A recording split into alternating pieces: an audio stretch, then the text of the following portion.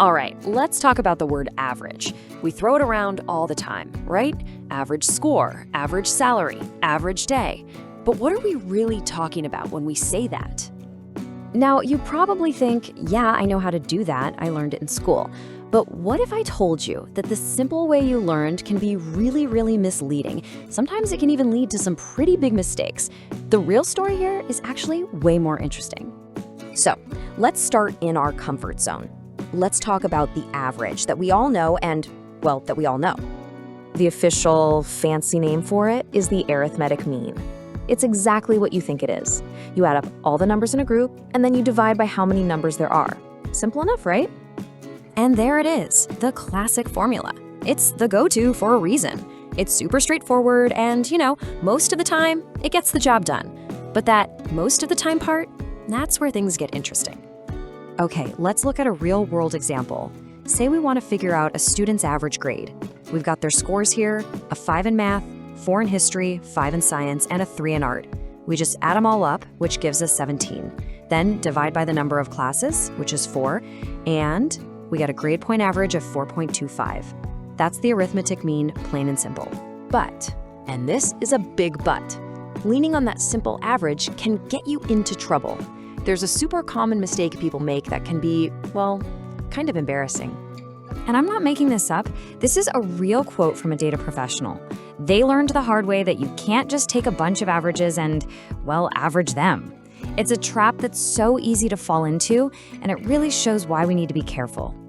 So, let's lay out the trap. Imagine a teacher has 2 groups of students. The first group, with 4 students, has an average grade of 3.4. The second group, with 6 students, has an average of 8.3. So, what's the average for all 10 students combined? Now, your gut instinct is probably to do what's on the left. Just add the 2 averages and divide by 2. Easy. But that gives you 5.85, and that is wrong. So why is it wrong? Because you're treating the 2 groups like they're the same size, but they're not. The second group has more students, so its average should count for more. The right way is to go back and figure out the original total points for each group. For the first group, it's 3.4 times 4 students, so 13.6. For the second, it's 8.3 times 6 students, which is 49.8. Add those together, you get 63.4. Now divide by the total number of students, which is 10, and you get the correct average, 6.34. See the difference? The size of the group matters a lot. This whole thing brings us to an important point. You need a toolkit for dealing with averages, because knowing which tool to use, well, that's a data superpower. Let's check out our options. So, the biggest problem with our old friend, the simple mean, is that it's a bit of a drama queen. It's super sensitive to outliers. Just one number that's way, way higher or lower than the rest can pull the whole average way off course, giving you a totally warped view of reality. Let's picture a tiny company with 3 employees. 2 of them make pretty normal salaries, but one person, well, they're making bank. This is the perfect recipe for a misleading average. So, if we calculate the mean salary here, we get $48,333. But does that number really tell you what the typical person at that company makes? Not even close. It's been yanked way up by that one huge salary. And this is where our second tool, the median, swoops in to save the day. The mean is like a seesaw. One really heavy person on one end can throw the whole thing off balance. The median, on the other hand, doesn't care about balance. It just lines everyone up from lowest to highest and picks the person standing smack in the middle. Its greatest strength? Those crazy outliers at the ends don't affect it at all. And for our salary example, the median is $25,000. Now that sounds more like it. This number gives us a much more honest picture of what a typical employee is earning, because it completely ignores that one sky-high salary.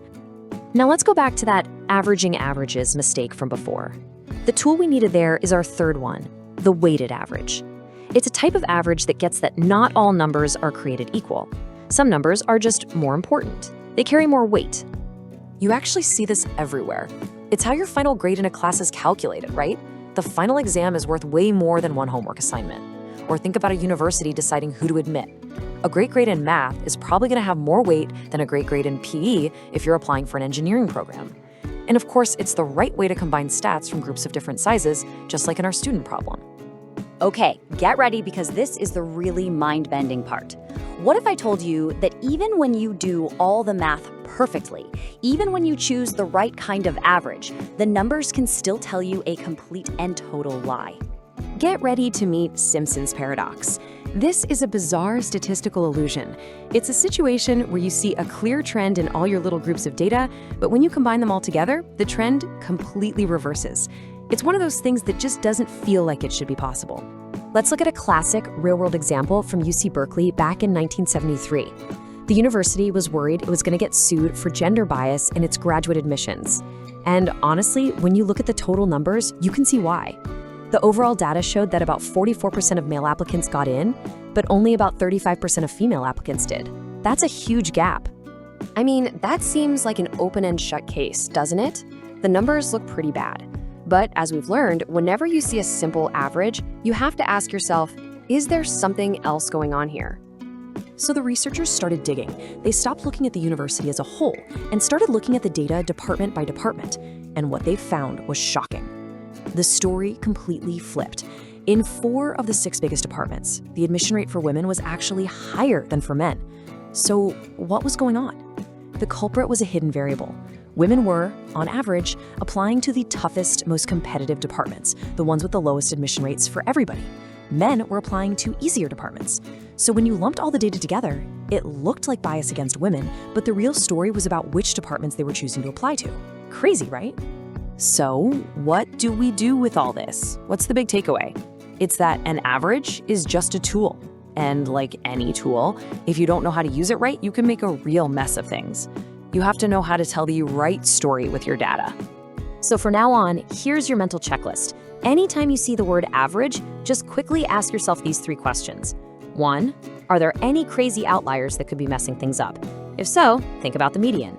2, are we talking about groups of different sizes? If we are, you probably need a weighted average. And 3, the big one. Could there be a hidden story, a Simpson's paradox lurking in the shadows? If you're suspicious, you've got to look at the subgroups. So the next time you see a headline about an average anything, you're not going to just take it at face value. You're going to be smarter than that. You'll know that behind that single number, there's a whole story. And now you know exactly what questions to ask to uncover it.